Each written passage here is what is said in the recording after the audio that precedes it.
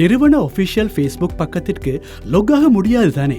பேஜிற்கு கடந்த சில தினங்களாகவே பல்வேறு போஸ்ட் அப்லோட் ஆகி அதனால் நிறுவன நட்பேருக்கு களங்கம் ஏற்பட்டது தானே? இந்த பேஜிற்கு யார் அட்மினாக இருந்ததென்று பார்ப்போம். ஐயோ, கடந்த மாதம் விலகி போன சோஷியல் மீடியா மேனேஜர் அக்கவுண்ட்டை தான் இது ஓபன் பண்ணியிருக்கு. அது மட்டும் இல்ல, 4-5 பேருக்கு இந்த பேஜிற்கான ஆக்சஸ் இருக்கு. இப்படி செய்வது நல்லதல்ல. சரியாக எப்படி செய்வதென நான் சொல்லுகிறேன்.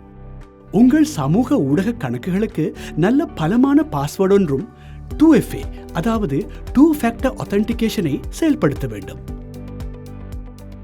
மோசடி தொடர்பாகவும் அறிந்து கொள்ள வேண்டும். சமூக ஊடக கணக்குகளில் ஒருபோதும் இந்த லிங்கை கிளிக் பண்ணுங்கள், திரும்ப log ஆகுங்கள் போன்ற மெசேஜ்கள் வராது. அவர்களுக்கு உங்களை தொடர்பு கொள்ள வேண்டுமானால் உங்களுக்கு விசேட நோட்டிபிகேஷன் அல்லது எச்சரிக்கை ஒன்று உத்தியோகபூர்வமாக அனுப்புவார்கள். அடுத்தது, ஃபேஸ்புக் போன்ற ஏனைய சோஷியல் மீடியா பிளாட்ஃபார்ம்களின் பாதுகாப்பு அம்சங்கள் மற்றும் ரகசிய தன்மை தொடர்பாக இருக்கும் செட்டிங்ஸை பயன்படுத்துங்கள்.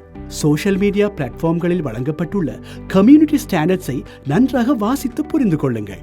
எப்போதும் உங்கள் அக்கவுண்டின் லாகின் ஆக்டிவிட்டீஸில் சந்தேகத்திற்கிடமான நடத்தைகள் உள்ளதா என்பது தொடர்பாக அவதானமாக இருங்கள். நிறுவனத்தின் ஒபிஷியல் பக்கமாக இருந்தால் உத்தியோகபூர்வ கணக்குகளில் நிறுவனத்திற்கு உரிய வகையில் சமூக ஊடக கொள்கைகளை அறிமுகப்படுத்தல், அதற்கமைய அட்மின்களை சட்ட ஒப்பந்தத்தின் கீழ் இயக்க வைத்தல் சிறப்பானது. அத்தோடு பணியாளர்களுக்கு அன்றாட வேலைகளை நிறைவேற்றுவதற்கு மாத்திரம் ஆக்சஸ் வழங்குவது போதுமானது. அனைவருக்கும் அட்மின் ஆக்சஸ் கொடுக்க தேவையில்லை.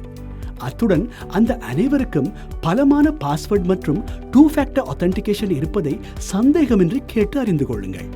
இருந்தாலும் நம்பிக்கையுள்ள அட்மின் ஒருவரை விட, அதாவது பலர் இருப்பது நல்லது. இவை அனைத்தையும் காலத்திற்கு காலம் பரிசோதனை செய்வது நல்லது. நிறுவனத்தின் சமூக ஊடக கணக்குகளை முகாமைத்துவம் செய்யும் போது அவற்றில் அறிமுகப்படுத்தியுள்ள பிசினஸ் மேனேஜரினை பயன்படுத்துங்கள்.